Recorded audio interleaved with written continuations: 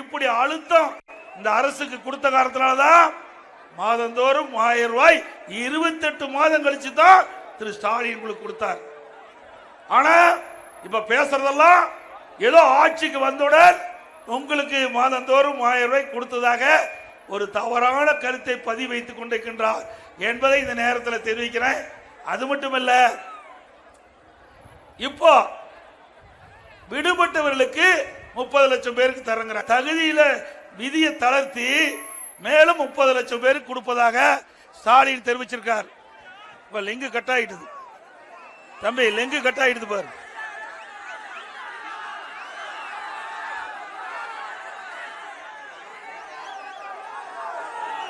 எடுக்குதா? Right. இந்த 30 லட்சம் பேரு பரிதாபப்பட்டு கொடுக்கல. அடுத்த ஆண்டு தேர்தல் வர இருக்குது. அப்ப தேர்தல் வந்தா இந்த 30 லட்சம் குடும்பத்துடைய ஓட்டு அவர்களுக்கு தேவை. மக்களை சிந்தித்து மக்களுடைய எண்ணங்களை புரிந்து கொடுக்கல. திரு ஸ்டாலினுக்கு ஓட்டு வேணும். அதுக்காக விதியை தளர்த்தி மேலும் 30 லட்சம் பேர் கொடுப்பதா சொல்றார். ஆக மக்களுக்காக அதை கொடுக்கல, ஓட்டுக்காக கொடுக்கின்ற முதலமைச்சர் இன்றைய முதலமைச்சர் ஸ்டாலின். இன்னொன்னு, 2021 சட்டமன்ற பொது தேர்தலில் அதிமுக தேர்தல் அறிக்கையில தெளிவா நாங்க குறிப்பிட்டோம். 21 சட்டமன்ற பொது தேர்தலில் அதிமுக சார்பா தேர்தல் அறிக்கை வெளியிட்டோம். நீங்க வேணா படிச்சு பாருங்க. அப்போ தெளிவா நாங்க சொன்னோம், அதிமுக ஆட்சிக்கு வந்தா குடும்ப அட்டைக்கு 1500 ரூபாய் கொடுப்பதாக சொன்னோம். 1500 ரூபாய் கொடுக்கிறோம். ஆனா திரு ஸ்டாலினும் அவருடைய சகாக்களும் வேண்டுமென்றே திட்டமிட்டு பொய்யான செய்தியை கவர்ச்சிகரமா பேசி அவர்கள் வாக்குகளை பெற்று கொள்ளைப்புறத்தின் வழியாக ஆட்சி பிடிச்சிட்டாங்க. ஆட்சிக்கு வந்த பிறகு கொடுக்கப்பட்ட வாக்குறுதி இன்னும் முழுமையா நிறைவேற்றல. ஒரு 10% வாக்குறுதியா நிறைவேற்றிருக்கிறாங்க. அதுல இது கிராம நிறைந்த பகுதி, விவசாயி நிறைந்த பகுதி, விவசாயி தொழிலாளி நிறைந்த பகுதி. இந்த பகுதியில் இன்றைக்கு ஏழை மக்கள் நிறைந்த பகுதி. அந்த 100 நாள் வேலை திட்டம் 150 நாளா உயர்த்துன்னு சொன்னார். உயர்த்தலாங்களாமா? அந்த 100 நாள் வேலை திட்டத்தில் பணிபுரிகின்ற ஊழியர்களுக்கு சம்பளம் உயர்த்தினாங்களா? அந்த 100 நாள் வேலை திட்டம் குறைஞ்சு போய் 50 நாள் ஆயிடுது. இப்ப 50 நாளுக்கு தான் வேலை கொடுக்கறாங்க. எப்படி திரு ஸ்டாலின் இந்த ஏழை மக்களை ஏமாற்றுகிறார் என்பதை எண்ணி பார்க்க வேண்டும். அது மட்டுமல்ல, இந்த 100 நாள் வேலை திட்டத்திலே பணிபுரிகின்ற ஊழியர்களுக்கு அவருக்கு உண்டான சம்பளத்தை கொடுக்கல. பல மாதம் சம்பளம் இன்னும் போச்சு. உடனே மத்திய அரசு மீது பழி போட்டார். நாங்கள் மத்திய அமைச்சரை சந்தித்து பேசிய போது மத்திய அமைச்சர் சொன்னார், எனக்கு இன்னும் கணக்கே கொடுக்கலீங்க, எல்லாம் பொய் கணக்கு எழுதியிருக்கிறாங்க, ஊழல் செஞ்சிருக்கிறாங்க, கணக்கு கொடுத்தா தானே நாங்க பணம் கொடுக்க முடியும் சொன்னார். நாங்க சொன்னோம், பரவாயில்லைங்க, அவர்கள் எவ்வளவு கேட்கிறாங்களோ அதுல ஒரு பகுதியாவது நீங்க கொடுன்னு சொன்ன உடனே மத்திய அமைச்சர் நான் நேரடியாக டெல்லி சென்று அவளை சந்தித்து பேசிய போது ஏழை மக்களுடைய கஷ்டங்களை எடுத்து சொன்னவுடன் 2999 கோடி முதல் கட்டமாக ரிலீஸ் பண்ணாங்க, பணத்தை விடுவிச்சாங்க. அப்படி இந்த 100 நாள் வேலை திட்டத்தில் மிகப்பெரிய மோசடி நடந்திருக்குது, மிகப்பெரிய ஊழல் நடந்திருக்குது. அதனாலதான் மத்திய அரசு உரிய நேரத்தில் இந்த பணத்தை மக்களுக்கு கொடுக்க முடியல. இவர்கள் உரிய முறையில் கணக்கு கொடுத்திருந்தா நமக்கு வர வேண்டிய பணம் உரிய நேரத்தில் வரும். ஆக ஏழைகள் வயிற்றில் அடிக்கின்ற ஒரே கட்சி திமுக கட்சி, திமுக அரசாங்கம். இன்னொன்னு, இந்த கொடி எப்படி பறக்குது? கொடி பறக்குது பாத்தீங்களா?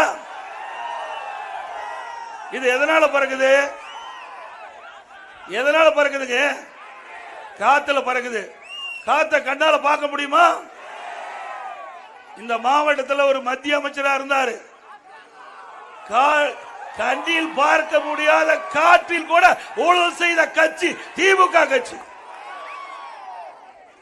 அந்த கண்ணில பார்க்கவே முடியாத காற்று, அந்த காற்றிலையும் ஊழல் செய்த கட்சி திமுக கட்சி.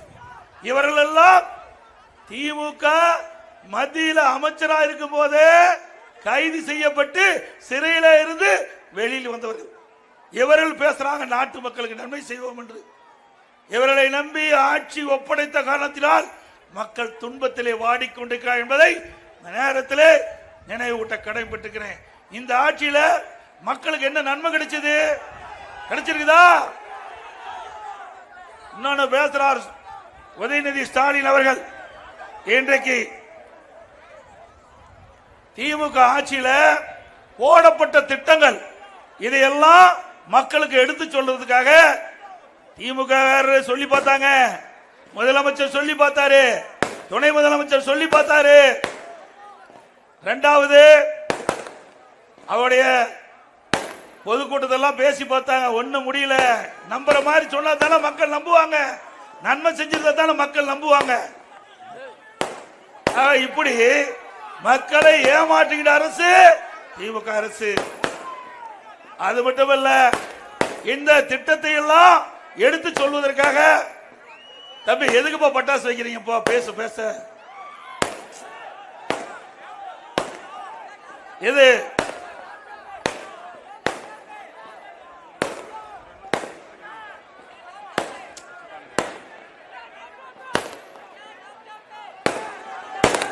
இதுல பாத்தீங்கன்னா 4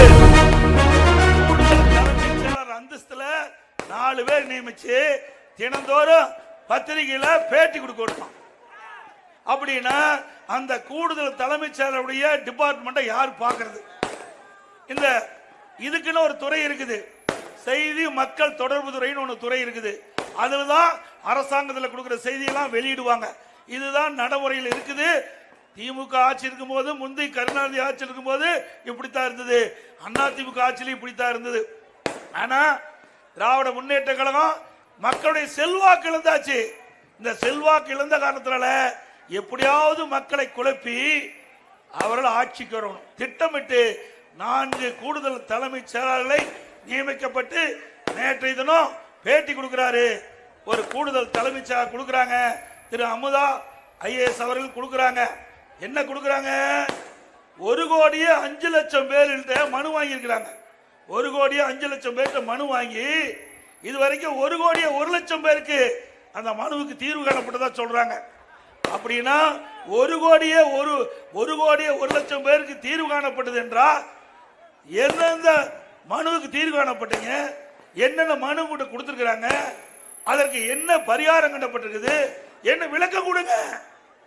விளக்கம் கொடுக்கவில்லை என்றால் அண்ணா திமுக ஆட்சி வந்த பிறகு இப்படி தவறாக புள்ளி விவரங்கள் மீது சட்டப்படி அண்ணா திமுக அரசு நடவடிக்கை எடுக்கும்.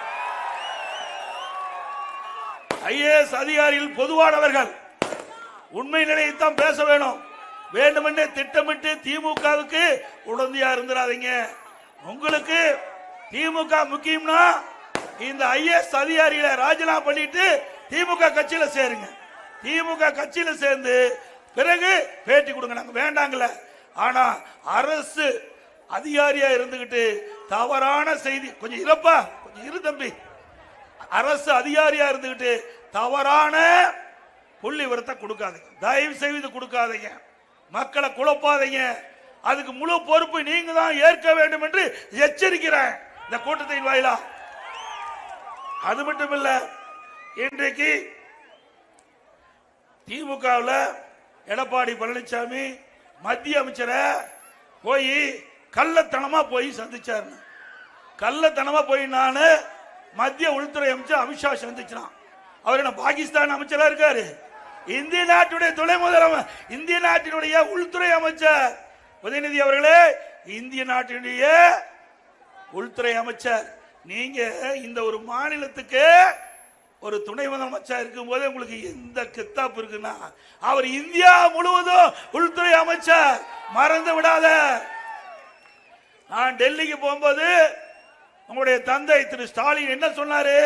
எடப்பாடி பழனிசாமி டெல்லி போறார், ஏதாவது ஒரு வேளை மத்திய அமைச்சரை சந்திச்சால் தமிழ்நாட்டுக்கு பிரச்சனை, அந்த 100 நாள் வேலை திட்டத்தில் தமிழ்நாட்டுக்கு கிடைக்க வேண்டிய நிதி கிடைக்கல, அதை சொல்லுங்க, கல்வி நிதி கிடைக்கல சொல்லுங்க, இன்னும் பல கோரிக்கை வச்சார்.